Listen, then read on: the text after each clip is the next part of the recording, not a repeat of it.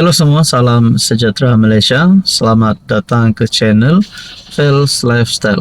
Terima kasih kerana terus setia dan terus bersama di dalam channel ini. Tiba-tiba Malaysia dikejutkan dengan berita berkaitan dengan MCA keluar Barisan Nasional. Adakah dengan ini terdapat wakil rakyat daripada BN akan letak jawatan akan keluar daripada kerajaan? Dan dari manakah permulaannya timbul berita MCA keluar BN? Saudara-saudara, berkaitan dengan isu tersebut, saya melihat dalam satu maklumat ataupun satu berita, tiada pihak termasuk DAP minta keluarkan MCA daripada Barisan Nasional. Nah, kita nak tahulah dari mana berita, dari mana akar cerita ini yang berkata ataupun memulakan isu MCA keluar BN. Adakah Presiden MCA dan Presiden UMNO sedang dalam pergaduhan? Kalau MCA keluar BN, agak-agak apa yang akan berlaku kepada Barisan Nasional? Apa yang akan berlaku kepada UMNO? Dan apa yang akan berlaku kepada kerajaan? MKT UMNO, Ahli Majlis Kerja Tertinggi UMNO, Abdul Rahman Dahlan menolak dakwaan bahawa terdapat perbincangan untuk mengeluarkan MCA daripada gabungan BN. Rahman menjelaskan bahawa tiada mana-mana parti termasuk DAP yang merupakan sekutu dalam kerajaan gabungan serta pesaing politik lama MCA membuat permintaan sedemikian. Sebagai ahli pengasas kepada BN, saya tidak nampak pun keperluan untuk parti itu keluar daripada gabungan tersebut. Saya pun berfikirlah, DAP pun tiada buat kenyataan bahawa ingin MCA keluar daripada BN. Bahkan keluar daripada kerajaan pun tidak pernah ada kenyataan daripada DAP. Adakah ada persoalan yang timbul kalau MCA keluar kerajaan? Adakah MCA akan menyertai pembangkang? Adakah MCA akan menyertai PN? Ataupun adakah MCA akan menyertai Pakatan Harapan bersama dengan DAP? Itu pun mungkin lucu juga. Dalam artikel ini berkata, setahu saya tidak ada perbincangan dalam UMNO yang mengatakan bahawa MCA perlu dikeluarkan. Jadi saya tidak tahu macam mana cerita ini boleh timbul, katanya.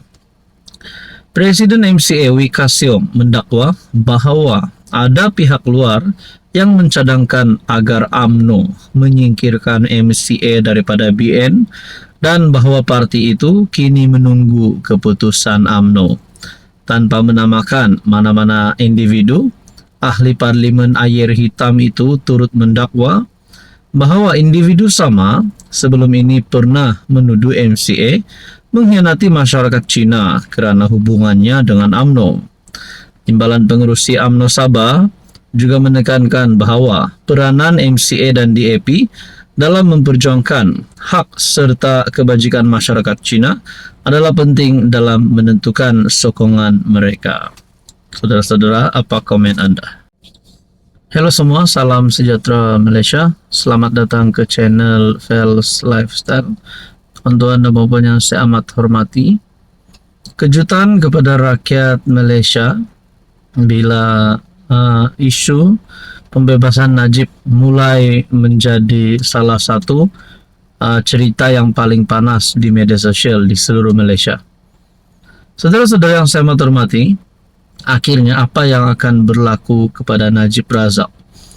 Tapi sebelum kita teruskan berkaitan dengan cerita dan berita pengampunan Najib Razak, baru-baru ini saya telah melihat dalam satu artikel yang menyebut nama isteri kepada bekas Perdana Menteri Najib Razak, Rosmah Mansor, terlibat dengan ilmu hitam.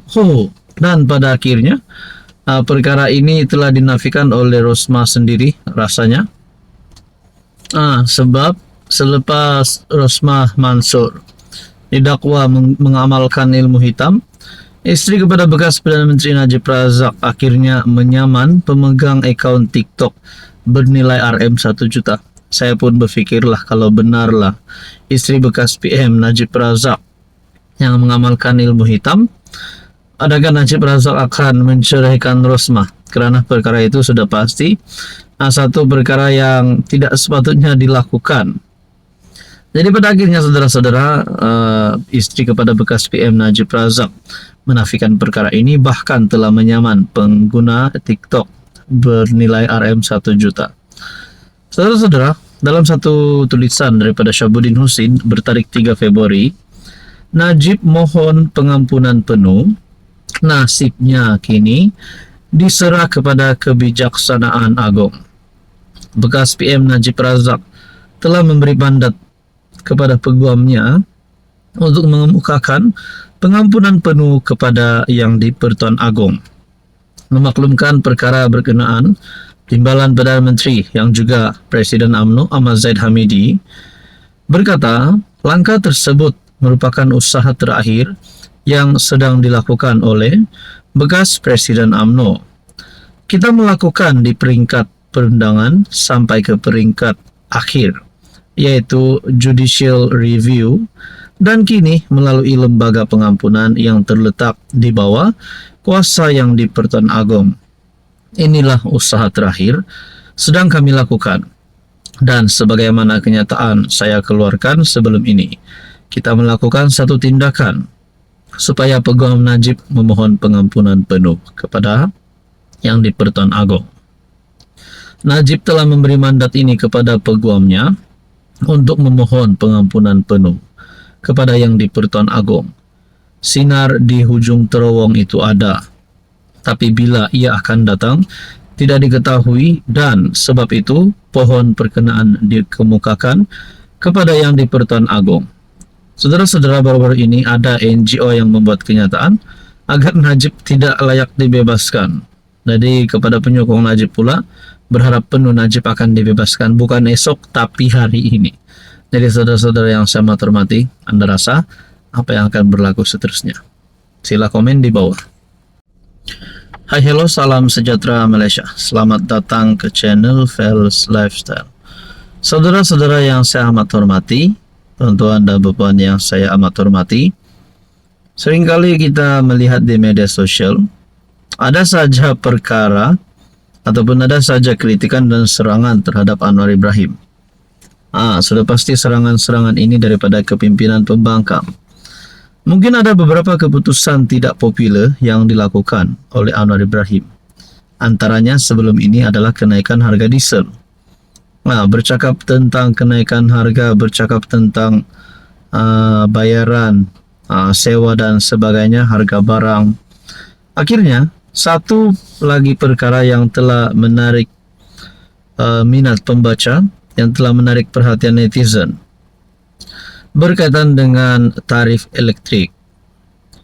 Dalam satu tulisan daripada Syabuddin Husin, TNB untung berbilion ringgit, tak naik taraf elektrik tak boleh ke? Cadangan kenaikan tarif elektrik sebagaimana diumumkan TNB pada Disember 2024, walaupun ketika itu cuba dinafikan, tetapi akhirnya diakui oleh kerajaan. PM berkata kenaikan yang akan bermulai Julai nanti adalah suatu keperluan. Tarif elektrik perlu dinaikkan pada separuh kedua tahun ini. Bagaimanapun, tambah beliau, kenaikan itu bukan sebanyak 14% sebagaimana diumumkan TNB. Anwar mengakui langkah itu akan menyukarkan atau merugikan, namun menyatakan kerajaan bersedia mendengar pandangan orang lain. Dalam kenyataan pada 27 Disember 2024, TNB memaklumkan bahawa Julai 2025, tarif asas elektrik akan dinaikkan sebanyak 14.2%. Sebagai respon kepada pengumuman TNB tersebut, Perdana Menteri berkata, kerajaan tidak akan membenarkan kenaikan tarif elektrik yang boleh menjejaskan rakyat. Fadilah kemudian berkata, Kementerian Peralihan Tenaga dan Transformasi Air Petra yang diterajuinya tidak dirujuk dan dimaklumkan oleh TNB berhubung kenaikan tarif elektrik yang diumumkan. Dalam hal ini, sebarang pengumuman berhubung penetapan tarif elektrik di Semenanjung akan dikeluarkan oleh kerajaan. Sekarang apa sudah jadi? Setiap tahun TNB dilaporkan untung berbilion ringgit. Tak naik tarif elektrik tak boleh ke? Soal Syabudin Nursin. Jadi bermula daripada perkara ini, saya menimbulkan satu persoalan lah. Kalau ada beberapa kepimpinan di dalam kerajaan yang mulai tidak berpuas hati dengan perkara ini, adakah akan ada wakil rakyat, akan ada parti yang menyokong kerajaan hari ini untuk bertindak keluar daripada kerajaan? Mungkin ada yang mulai bercakap, adakah dengan ini Anwar layak dipecat? Nah, jadi pada akhirnya pandangan ramai orang menjadi pandangan. Hanya menjadi pandangan, hanya menjadi satu kritikan, dan akhirnya Anwar Ibrahim sebagai PM pasti akan mengambil satu keputusan yang lebih bijak selepas ini. Karena kita tahu Anwar Ibrahim mengambil keputusan-keputusan ini bukan untuk diri sendiri, tetapi untuk kepentingan rakyat Malaysia. Jadi pada akhirnya, kalau ada yang kata ada MP tarik sokongan, ada parti tarik sokongan, ada yang berkata Anwar layak dipecat, bagi saya belum lagi kita boleh simpulkan perkara itu. Kita nantikan saja pada PRU 16.